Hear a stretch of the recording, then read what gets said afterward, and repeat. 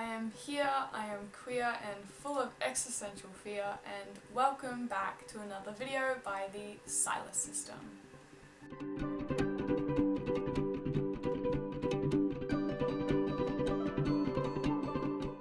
It's Killian today, and I'm going to be talking to you guys about language and why it's really important when talking to anyone, but especially when talking to people with disabilities or mental disorders.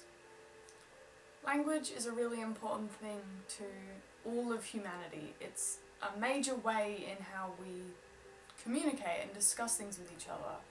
Words and their implicit meanings can also mean explicit things that aren't always noticeable on a surface level.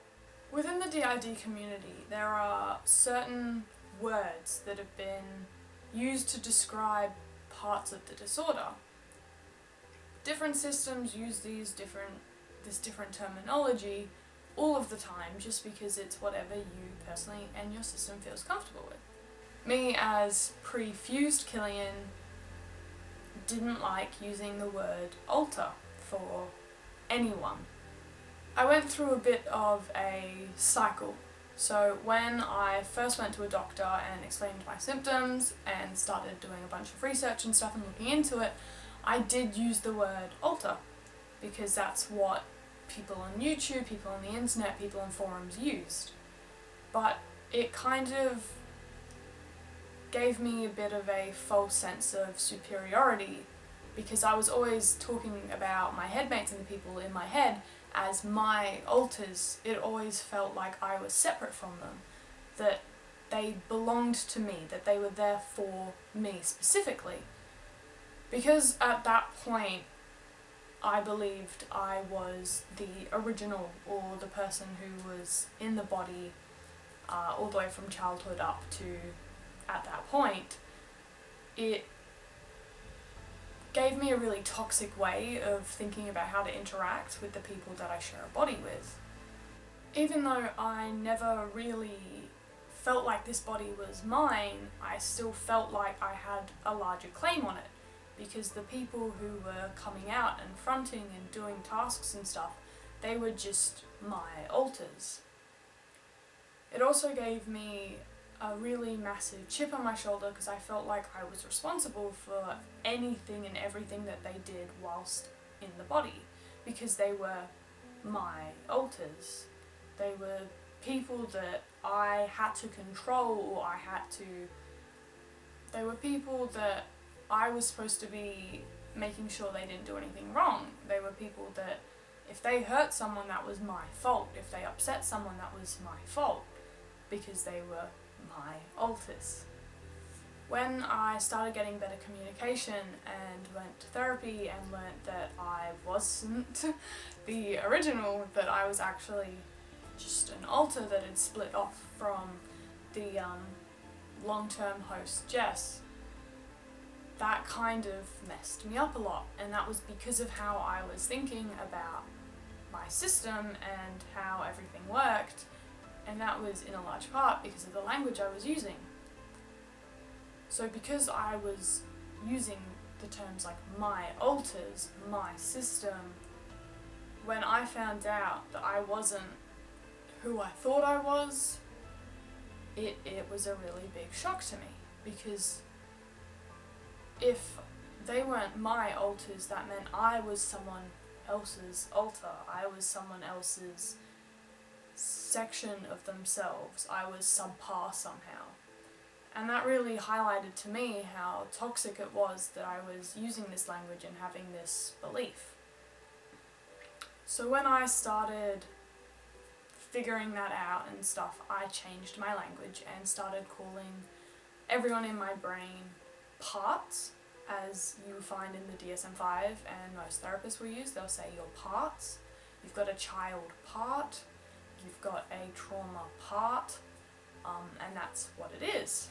They're just parts because you're a fragmented person, and it's just parts of the collective whole. So for a while I was using parts, I was using headmates, I was using the people who share my brain, and all that sort of stuff. to try to fix the way I was thinking about it. And in a large part it did. It helped me learn better communication. It helped me to stop being as toxic as I was being. It ensured that I was not putting any type of importance on any one person more than anyone else. It helped me see everyone as a collective, as a system working together to make a functioning human. More recently, I have started using the term alter again. But you'll see that I don't really say my alters anymore, because they aren't my anything. Well, they're my friends, my family, my system, but they're not my alters. We are all alters. We are all parts of a brain that needed to figure out how to work again. When I'm educating people and explaining what it is, explaining how it works, I do use the word alter, because when they look stuff up online, that's the term that's most probably going to come up for them, and it's easier not to confuse people when you're trying to educate them on something that's as complex as mental health. But when I'm talking to friends and family, I'll use headmates, or most commonly I'll just say the people I share a body with, or the people in my head, because that's an easy way to say it, I guess. I don't use that with people wanting to be educated, because it's not very scientific or educational, and it also scares some people. Like, people get a little bit frightened when I say the people I share a body with, but that's what I'm doing.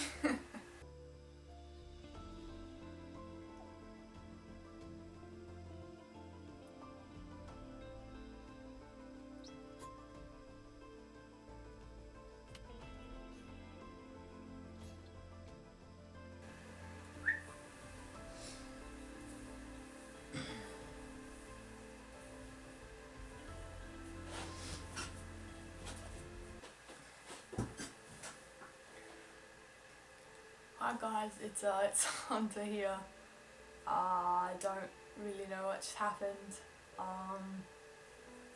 but I do know that we're making a video, and I do know that I have a little bit of a thing written down here of what we're doing.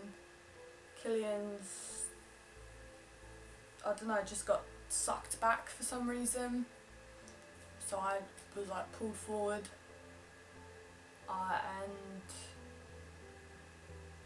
I think it will be okay if I just continue the video. I don't know if, I think that was the main thing that Killian himself wanted to talk about, so I might just continue for you guys. I might just go try and find my hat so I can wear it, because this hair really annoys me. Like, someone came out and cut it because they got really dysphoric and didn't want it to be as long as it was, so now it's like really bad. So I prefer to cover it up, because yeah, I also don't really like the colour, but that's fine. So I'll be back. Alright, I'm back. Couldn't find my hat, but I found the beanie, so I actually think this might become a series, because there's a lot of stuff on here I don't think we'll be able to go through. So I might wrap up. I'll wrap up Killian's video for him, and then I might film a next section. Alright, so I'm sorry that Killian couldn't wrap up his own video. He might come back later and film a little outro bit, but in case he doesn't, I'll do one now. Different systems use different terminology, and that's alright, that's okay. Don't get mad at anyone. Don't get mad at any system, any specific part or alter for using different terminology. It's just what people are most confident with, most comfortable. You know, if we have to be uncomfortable in our body and in our everyday lives, at least give us the language we use to be comfortable with. It's not up to other people. What language we use to describe ourselves and to describe our brain and how it works and stuff, that's for us to choose. That's not That's not something other people can choose.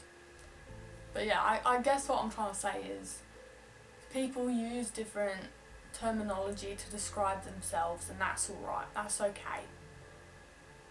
You shouldn't feel entitled to point someone else out as faking just because their words and the way they talk about stuff isn't the same as how you talk about it. Like, dissociative disorders, they're so different. They are so unique. Everybody's symptoms are gonna be their own. Like, the way my system works and my system expresses itself is gonna be completely different to how a different system and in different circumstances like communicates and talks about themselves, because that's like just how humans work. It's also an educational thing. Like, some people haven't been able to go get help. They haven't been able to go to a therapist or a psychologist. Maybe they have, but their therapist doesn't specialise in a dissociative disorder, doesn't know what that is. I never had someone before that's like that. My therapist, we are her first multiple like system.